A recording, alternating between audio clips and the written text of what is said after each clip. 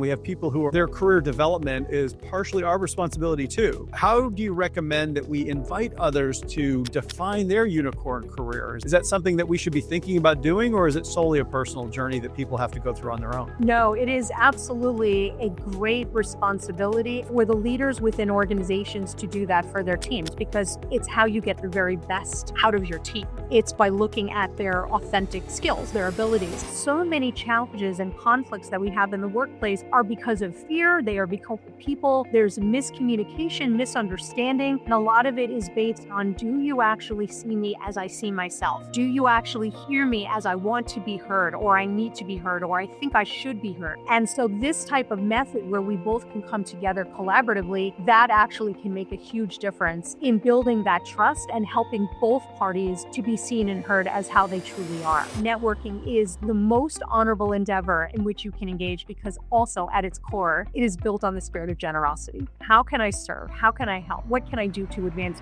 your agenda?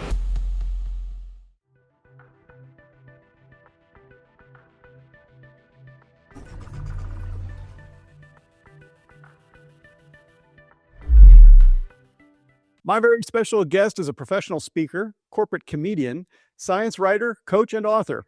She's an expert in STEM workforce and career development, and she travels the planet collaborating with organizations who want to recruit, retain, and grow their STEM talent and leverage the power of their STEM unicorns. NASA even said that she's worth her weight in gold. She is Alaina Levine. Welcome to the show, Alaina. Hi, man. I'm so psyched to be here. I can't wait for our convo.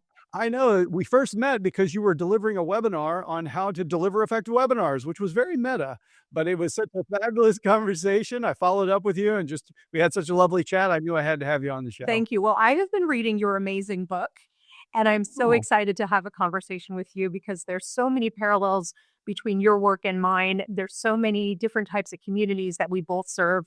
And so I'm really excited to chat with you today. It's no wonder we were fast friends. Look at that. But I'll take us all the way back, and I'll take us back because I know that you had begun your career with aspirations of becoming a theoretical astrophysicist, as you pointed out. But at some point, you realized that you wanted to incorporate more of your writing and your speaking, your other talents into that work. And I just wonder if you can tell us, Alaina, when you think about that experience of having designed a career, all excited about it, but then falling back and redesigning the career, what did that experience kind of teach you about the work that you do now? It's a really good question, Matt, and I love that you started with that for our chat today. I always thought that careers were very, very regimented and also very, very narrow. So even though I had 4 threads that have been woven throughout my entire life: performing arts, STEM, so science, technology, engineering, and math, communications, both the written and the spoken word, and business, which I absolutely love, I figured that there was only one of those areas that were essentially going to be encompassing for my career. And I love science, and I loved astronomy and astrophysics. So I figured, okay, I will become an astrophysicist. But something funny happened on the way to the black hole, Matt. And that was what I realized, was that as much as I love research in science, I did not want to only focus on research. And I did not only want to do astrophysics. I still serve the STEM community worldwide, as you know, but I wanted to incorporate these other things into my career. And what happened was, after I graduated, and my degree is in math, after I graduated, I started a career in science communications, which really gave me an appreciation for the idea that we don't have to settle for one particular thread or string woven into our career. We can actually create a unicorn career, that customized, authentic career that brings us joy, meaning, and money, that honors our full authenticity. So what the experience taught me of shifting from just theoretical astrophysics and then math and then into building a career as a professional speaker and a science writer and an author and a coach is that when you honor yourself, when you honor your full authentic self, what you're able to do is provide the best solutions to the universe, to the multiverse, to your community, to your teams, to your family, to your projects, to whoever it is that you are engaged with. And that is what we all need right now. We need to be able to do our best. We need the mechanism and the framework to be able to provide the most innovative, productive, and creative solutions, because the problems are just getting harder and harder and harder. And when you honor yourself and look at the larger picture of how you can incorporate different components of you as a human into your career, you can actually be your best. And so it taught me about honoring your full authentic self. It seems that a lot of listeners might be thinking this is simultaneously liberating and terrifying because liberating in the sense that, oh, good, I don't have to sacrifice or self-limit in some way when I have these diverse interests, but terrifying because I mean that there's not actually a playbook. Unicorns don't exactly get to go find a job listing, for example, and say, oh, this is exactly everything that I happen to be about. You have to be a little bit more blaze your own path, it sounds like, maybe a little bit. Absolutely. And so the idea is I can see how it can be both, like I love how you put that. It is both exciting and freeing, but it's also scary.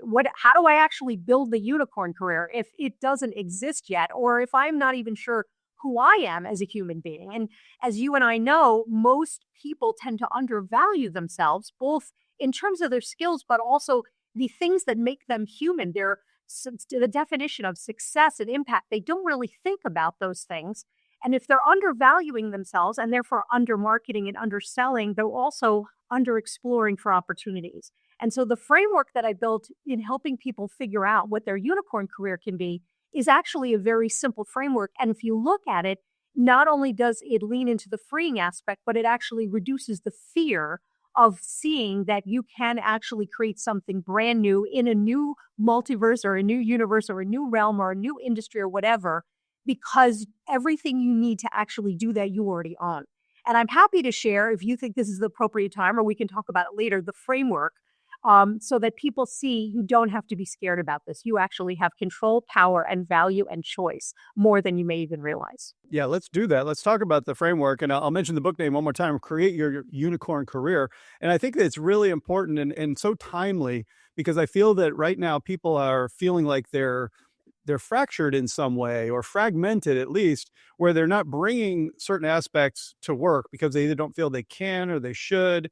And again, I really like that knowing that there's a framework you have to help us discover. Sometimes many of us are kind of like, I don't even know what I'm all about, much less how I'm going to bring all this together and tie it up with a pretty bow. Yeah. So let's talk about the framework. Absolutely. Thank you. And by the way, Matt, one of the things that I really appreciated in your book, Expand the Circle, was how you looked at both the micro, I call it the micro and the macro. You looked at leading yourself first and then leading your teams, leading your community, all the way up to leading the world.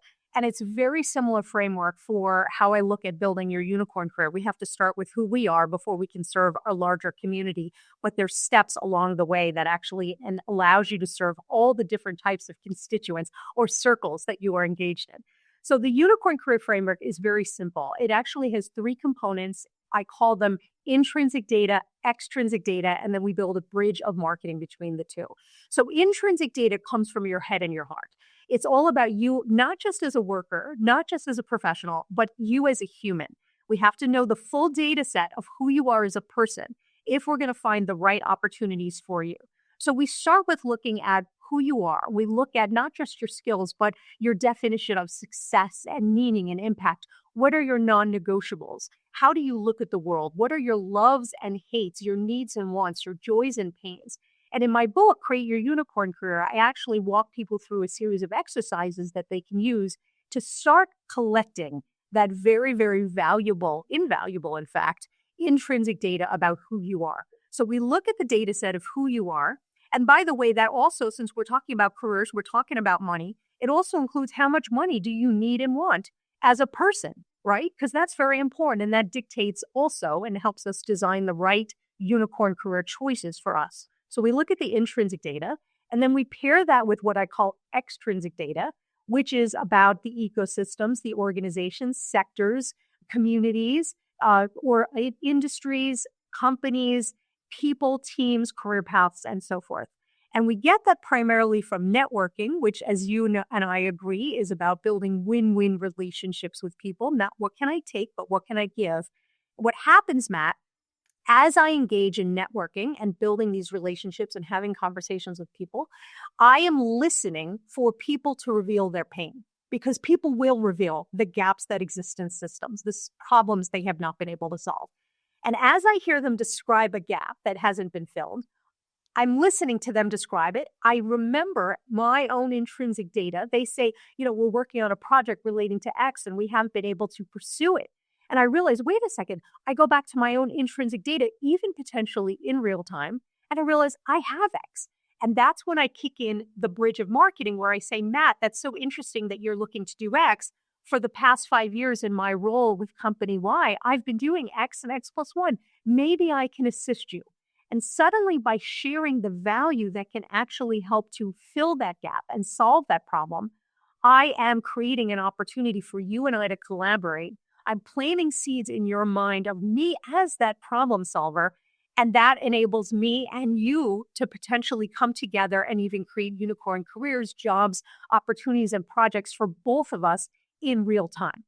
And you can imagine that that framework actually operates non-linearly, and it also combines to serve all pieces, right? So as I improve my networking and asking questions to get access to the pain, I'm improving how I communicate, how I market my assets, my expertise, my abilities to help you solve that pain or alleviate that pain. I'm getting better insight into what your community thinks is important, so I can go back to my own intrinsic data and better analyze what it is that I bring to the table. So that's the model. And going back to your previous question about the fear aspect, when you see that that's the model, you actually can see that you have control over it, which means you can go into the universe and ask people questions that gives you that extrinsic data to see where are the opportunities that would make sense for you. I think you really nailed it. I think a simple but powerful framework like that really does provide a lot of assurance. And as a scientist, you know that there's never something as uncomfortable as when we have the math for some phenomena in the universe and we know that the math works, we just don't know why it works. And you're like, there's a missing framework or some level of understanding that we just can't get to. And I think that's very unsettling. But what you've done for us is to say, hey, let's start with the intrinsic data. Let's really start to figure out what we're all about. But we realize that that's not sufficient. You can't just necessarily get paid for what you love. We have to be realistic to say there's got to be a need in the external world, the market, and then bridging that with the marketing bridge is so powerful. And something else that came to mind for me, Alaina, is that nothing is fixed, right? We're evolving. So our intrinsic data is going to change. Certainly the external world is evolving very rapidly right now. And we're going to get better and better, as you suggested, at how we position ourselves and our skills at which we listen and position ourselves. So it's a dynamic, but it's grounded in those three key pillars. Absolutely. And I appreciate that you noticed the dynamic nature of the system, because you and I are humans. We are complex systems moving forward in time and space in a complex system. Every time we engage with our colleagues, our customers, our family, our community, we are changing. And every time we change the system. So there's this constant feedback loop. And the more we are cognizant of it, the more we can actually utilize that and leverage the power of that dynamic feedback loop. Again, not only to advance our own careers and our own jobs, but to serve our colleagues, our customers, our employers, our teams. Because the teams are changing, we are changing. And when we can recognize that, we can actually use that as energy. And I think this is happening a lot right now in work where we're starting to either restructure organizations. Maybe we've changed the mandate from growth to efficiency, or we have certainly a spate of new AI tools, et cetera, coming in. And it's changing jobs, basically. So some people are feeling unmoored because they're like, oh no, key aspects of my job are changing, or the way I'm measured, or even how I see myself, my own identity is changing. It sounds to me like the unicorn career framework can apply even if we have no intention to leave our company. We should still be clear on sort of the intrinsic, the extrinsic, and the bridge. Am I reading that right? You are, absolutely. And thank you for bringing that up. So in my book, Create Your Unicorn Career, one of the things that I actually have a whole section about is how to make your job that you are in right now into the unicorn job. And so the idea is you do not have to leave. I'm not encouraging employees to necessarily leave the jobs they are in right now. There is so much more value that you can provide for your organization and be even more creative by honoring your authenticity, by honoring and really acknowledging and seeing your intrinsic data, connecting that with the gaps that already exist within your employer and within the employment workspace that you're in right now. So you don't have to feel unmoored. You don't have to feel like you are in a river that is moving you that you don't have control over. You actually have more control than you realize. And in the role that you're in right now, you can actually create that into a unicorn job. And a lot of what I talk about in the book is actually leveraging the three components of the framework to show your boss how valuable you actually are and how valuable you could even be more so, and more valuable you could be in the role if certain parameters just changed even slightly. And so a lot of it is marketing, right? It's packaging the ask to your boss and talking about it as you solving a problem for him, her, them, for the company, for the organization. Everybody wins with this model, and it really shows you that you are actually in the power position. And, we're doing this interview in early 2026. There's some stuff happening in the United States of America and on the planet, probably in the galaxy as well. And it's a challenging time. There's a lot of fear. There's a lot of uncertainty. And a lot of what I talk about in my book and then also in my own keynote speeches, workshops, and webinars is really about how to use that uncertainty, how to use that challenge or that loss or even failure that you might experience as an energy booster, as fuel. And, we've all been through challenges, and this is now probably the fourth or fifth major professional challenge that I've been through. I mean, I was fired. I was fired/laid off by email during the Great Recession. I lost about 90% of my speaking business during COVID. We're dealing with a lot of challenges right now that are influenced by the federal government in the US. There's a lot of uncertainty out there. But when you actually act with generosity, and that's really the cornerstone of building a unicorn career, it's acting with generosity. I want to see what problem you have that I have assets that can actually help to solve that problem. When you act with generosity, not only do you win, not only does your employer win, but everybody wins. And it's a way forward, even in a time of uncertainty. I think the core tenet of that philosophy that resonates with me so much is that we're shifting from self-interest, which is by definition limited, to others' interest. And when you're talking about generosity, you're taking the needs of the organization, of the other person, of that potential. It could be your own manager, could be a colleague, it doesn't matter. And you're not removing yourself from the equation. You're saying, like, how can I show up even more powerfully and even more, with even more agency? So it's not like we're not being depriving ourselves, but we're putting ourselves properly within the context of how can I serve? How can I be generous? All these types of things. It's incredibly powerful. And the thing is that I work with, as you know, I work with a lot of nerds. I'm a nerd myself, very proud of it, very happy about it. And when I wrote my first book, Networking for Nerds, I really wanted people to understand that networking is the most honorable endeavor in which you can engage, because also at its core, it is built on the spirit of generosity. How can I serve? How can I help? What can I do to advance your agenda? And with the nerds that I serve, and also with the larger non-nerd community, because I'm inclusive, what I have found is that people really appreciate that reframing. Because we're often told, go to the conference and network, or you want to make sure you network, quote unquote, networking is so important, but they don't tell us what that actually is. They don't tell us how to do it. They don't give us a definition. They don't give us the verbiage. And so particularly in my new book, Create Your Unicorn Career, I actually have a whole section on literally the networking play-by-play book. Like literally, how do you find people? What do you say? What do you say in the meeting? What do you do to follow up? How do you grow the relationship? How do you continue to add value in the spirit of generosity? When you reframe networking as it's not that I'm trying to extract something from you, but I want to see what I can do to help you advance, it becomes easier, it becomes simpler, it becomes realistic, and it becomes possible and probable to do it en masse. Because a lot of the extrinsic data that we need to serve our companies better, our employers better, or to serve our teams or our projects, or even to serve our own lives and building our own unicorn career over a long period of time, a lot of that data is going to come from the networking, and it's going to come from the idea that we have to reach out to a large number of people, a high quantity of people, to get to the quality, and meaning to get to the actual gaps that people will reveal that are aligned with our own intrinsic data. Does that make sense, Matt? It makes total sense. And I feel like I've benefited from some of these same techniques. And what I'm finding is that the framework is so immediately digestible and actionable, which is great. You're giving us the scaffolding and the steps to do it. So you've removed a lot of that mystery of, okay, great, but now what do I do? And I think at this point in the conversation, just having a quick check-in, I'm finding your approach both timeless in the sense that we should always be trying to design our careers in a way that is unicorn-like, because we're complex people. We don't have to deny parts of ourselves if we can be creative about how we put it together. But it's also timely because a lot of people are experiencing change right now. So no better time to sit down and take a step back, call time out and say, check in with myself intrinsically. What is it that I need, that I appreciate, that I enjoy about work?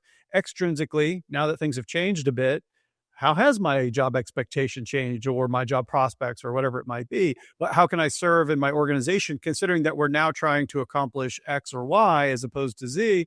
Fine. And then how would that show up and influence my marketability, my ability to position myself as someone who can add value? So I feel like you've really given us both the framework and the understanding of when to use it. The answer is all the time, like now. Let's be cognizant about it now. 100%. Exactly. And it reminds me, so it totally reminds me of, so during COVID, right? So 6 years ago, about this time of the year, right? 2020 was going to be a magical year for me, as was it going to be for many of us, right? New decade, new experiences, blah, blah, blah. COVID hit. And particularly in the speaking business, well, we were all impacted worldwide, but in the speaking business, we saw, conferences canceled, budgets frozen, travel halted. And I saw in about a 2-week period, about 90% of my speaking business deteriorate. It crumbled. And I was, not only upset about this from a monetary and a career perspective, but I had my second engagement was one of my engagements was going to be in Japan. I was really looking forward to going back to Japan for another engagement there. So all that was gone, right? So I became hysterical and I cried a lot, and then I had cupcakes, and then I cried some more, and then I had more cupcakes. And the vicious cycle continued, Matt, until I decided maybe ODing on cupcakes is not the best tactic I can take at the moment. So I went for a run. And just to clarify for you and all your listeners, I waited a little bit of time before I had all those cupcakes, and then I went for a run. But I'm running and my mind is moving, my body is moving, and I began to think, what do I have at this moment? What do I have control over? What power do I have in this moment where I feel like I'm in a river of my own, I'm not of my own making. Feel like I have no control. What do I actually have control over? So what I thought about was, number one, I can serve my clients. I can serve my community. Maybe I don't know exactly what that could be yet, but I do have the power to even say, how can I help you, to people? Number two, I can think about the challenge. I love challenges. You and your readers love challenges too. You're not in the businesses that you're in because you like it, because it's easy. You did it because you like the challenge of it. So I like the challenge. So I could approach this, reframe this moment as a challenge to navigate, a challenge and a problem to solve, because I have the skills to be able to do that. And number three, I thought, well, I love to market. I love to sell. So how can I better leverage those marketing and sales skills to serve my clients? So I went home and I emailed all of my clients, people in my community, former clients, people I'd never done business with. And I didn't say, can you give me money? Can you give me a job? Me. I said, first and foremost, I hope this email finds you safe and healthy during this challenging time. I wanted to reach out to you because I want to see how I can help you and your members, your staff, your students, your community. I speak on a lot of topics which are relevant at the moment, including networking from afar or virtual interviewing and virtual networking. And I am very comfortable delivering webinars because I've been delivering so many virtual programs for years. How can I help you? And Matt, what ended up happening was, first and foremost, it gave me mental health benefits to just know that I had control over those emails, which I did. I had control over how I market, how I sell, and how I serve. And then what happened was a growth, an explosion of business. And I ended up doing better business that year. I think I tripled my income. I did 100 speaking programs that year, including my first TEDx. And I saw my clients coming to me, and they were booking more business with me virtually than they ever had in person. But more interestingly enough to me, I saw them saying, thank you. Thank you for serving. Thank you for helping us. And then we would come together and see what else I could do to help them. And so they saw me as not just a value creator, not just as a partner, but they saw me as somebody who truly wanted to help. And that helped both of us to come together to create something fresh to advance them and their community.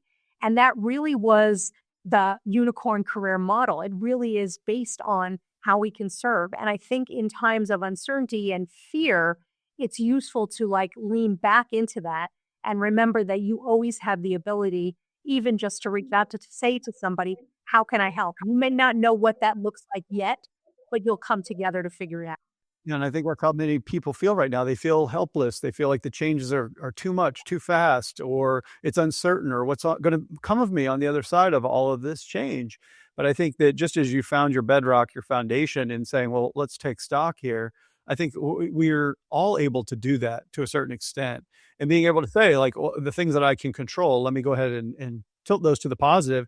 And sometimes just taking action can get us out of our head swirl, so to speak. So it's a very powerful story and example about what's possible for all of us. And especially now when the answers aren't going to come. This is going to be another tough year, another year of uncertainty, another year of people who are not at their best. And being around people who are in pain is challenging. And so I think being able to live by example, to constantly ask, how can I help, in all of its various forms, it's really good advice. Absolutely. Well, the thing is that to be honest with you, it serves my mental health. So it helps me with my business, but to be honest with you, it serves my mental health. And to be very honest, and I don't know if I've ever actually told this on a podcast or an interview, but whenever I feel my lowest, whenever I'm having a really rainy day in my head, a terrible day, and I live in Tucson, so we have monsoon. So whenever I'm having a monsoon day in my head, I always go and reach out to people and say, how can I help? Always, because that is what lifts me up, because I know that I can assist. And again, I may not know what exactly it is, but it shows me that I have the power. And just to be able to help people makes a huge difference in my own mental health, and it helps me. And it's one of the reasons I do the work I do. I know you exactly feel exactly the same way. We do the work we do because we actually want people to feel better. We want them to do better. We want them to see themselves as their full self and know that they are fine. They are a masterpiece just as they are, as my mother used to say. You can do great, great work just as you are. I love that. And I also feel like from a leadership perspective, we have an opportunity, if not a responsibility, to be stewards for those people who are in our care. And I use that term very deliberately. And I think that if we're listening in and we're thinking, okay, I should definitely do this for myself and create, my own unicorn career and define how I can serve and how I can be generous and use your framework. What about when we're in a leadership situation, we have people who are their career development is partially our responsibility too. I mean, we can't do it for them, but as their manager, as their team leader, as their leader, how do you recommend that we invite others to define their unicorn career? Is that something that we should be thinking about doing, or is it solely a personal journey that people have to go through on their own? No, it is absolutely a great responsibility and a privilege. I know you agree on that too, for the leaders within organizations to do that for their teams. Because to be very frank and to just jump to the end, it's how you get the very best out of your team.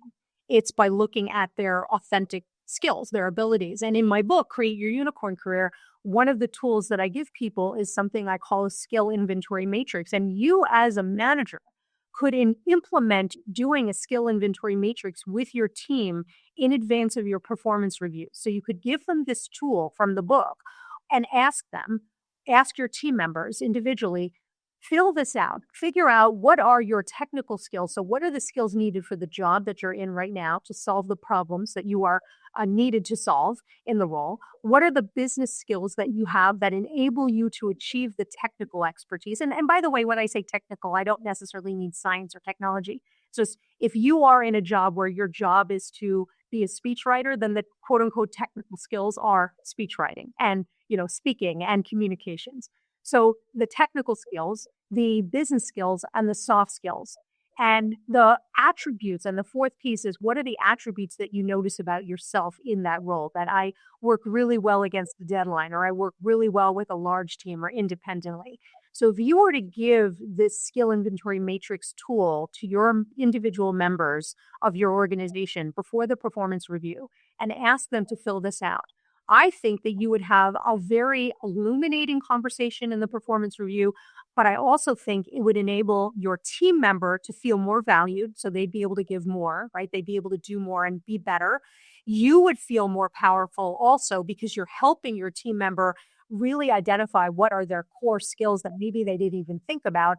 And the two of you are able to come together even in that moment and think, how can we leverage this larger skill set, this larger talent set that you have to serve the organization better?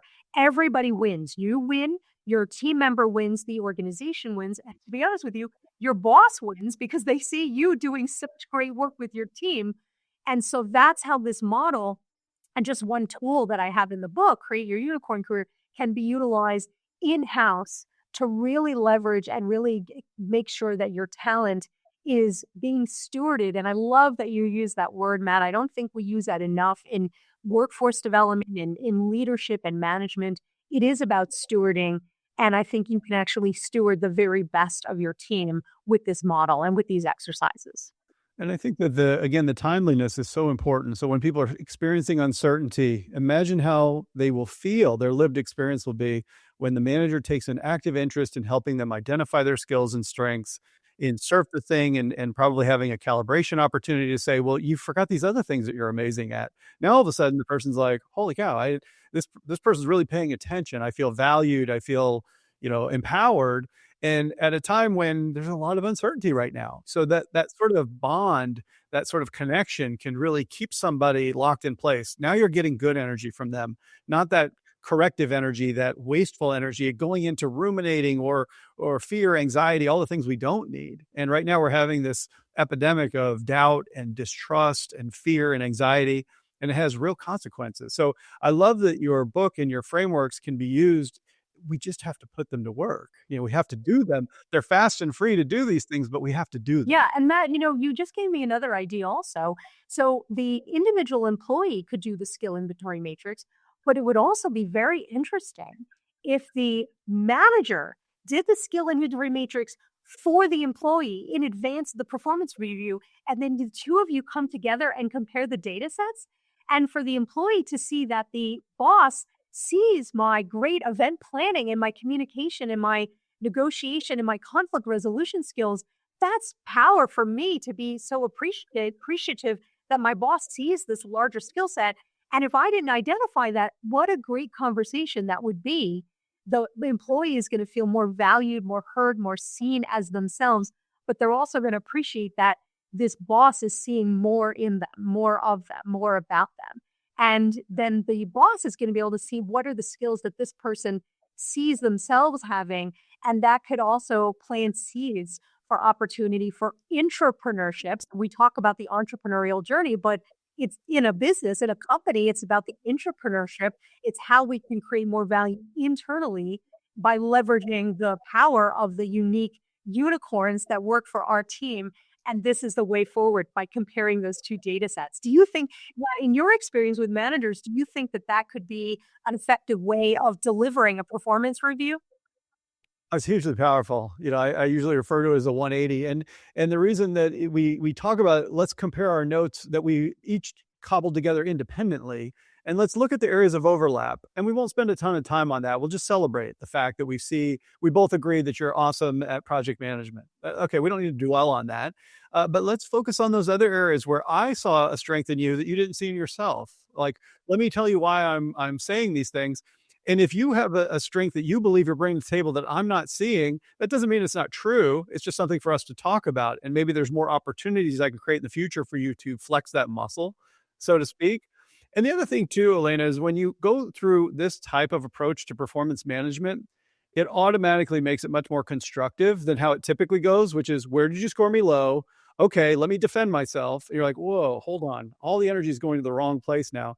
Here, it's much more appreciative, it's comparative, it's collective, it's strengthening our relationship at the same time that we're clarifying performance and contribution. I see it as nothing but positive. Well, and it also creates even more trust from the employee to the boss, trust from the boss to the employee, trust for the two of them coming together to collaborate, serve the organization, serve the community. And trust is such an important thing because I really do believe that so many challenges and conflicts that we have in the workplace are because of fear. They are because of people. There's miscommunication, misunderstanding. And a lot of it is based on, do you actually see me as I see myself? Do you actually hear me as I want to be heard, or I need to be heard, or I think I should be heard? And so this type of method where we both can come together collaboratively, that actually can make a huge difference in building that trust and helping both parties to be seen and heard as how they truly are. And I think the last thing is that as the manager, then when you get toward the end of that conversation and you have that mindset that you've taught us, which is how can I help? And you want to be generous. when you say, you know what we surfaced in our conversation today is that you have so much great customer insight because you've been talking to customers. I'm going to introduce you to somebody else you don't know across the business because they would really benefit from a conversation and gaining your insights. Would you think that would be helpful? Or is there anything else I can do to help? All of a sudden, it's like, wow, this person's actually an advocate for me. They saw something that was underutilized in me, and they're actually taking a small, easy step for them that would have been impossible for me. How much differently is your experience driving home or logging off the computer and walking upstairs or however that works for you to think about the relationship you're now having with your manager? Like these things are here for the taking. Exactly. And then it actually engages the manager more because now they're thinking, they're seeing the larger data set of who you are. And so their mind is moving like, wait a second, where are the opportunities? Wait a second. You know what? You do such great work with customers. I want to talk to you, have you talk to our QC team because even though they don't directly connect with customers, they need to know what our customers are thinking and feeling and doing and how their buying behavior is influencing our product development, which of course influences our quality control and quality assurance. So I want to have you have a conversation. And when you have that conversation, you as the employee engage and network with other people just within the company, you are gaining insight about other pain points that are in the organization that you could potentially help serve. You're able to bring that back to your manager and say, you know, I learned from Matt and this person and that person about all these different opportunities. What if we did this? What if we engage this team? What if we adjusted the project like this?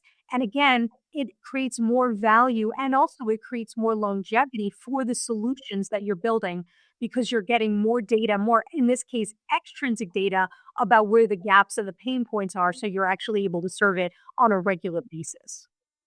And that's the epitome of leadership right there. How do we create collective value, sustainable value over the long term? And again, these techniques, I know we're all super busy, but fast and free. I mean, get Alaina's book, use the tools. You know, there's really no reason not to. But I'll move us forward this way, Alaina. I know I always like to end with a fun trivia segment where you and I are going to be a team. We're going to have AI ask us a question. And I went back in your background and I saw that as an undergrad, you were a championship billiards player. And I saw that you even competed in tournaments under the name Lady Dyn-o-mite, which is incredible, absolutely incredible. So we're going to get a trivia question about billiards, and it's going to be multiple choice. And here it comes. So audience, if you're playing along at home, listen up.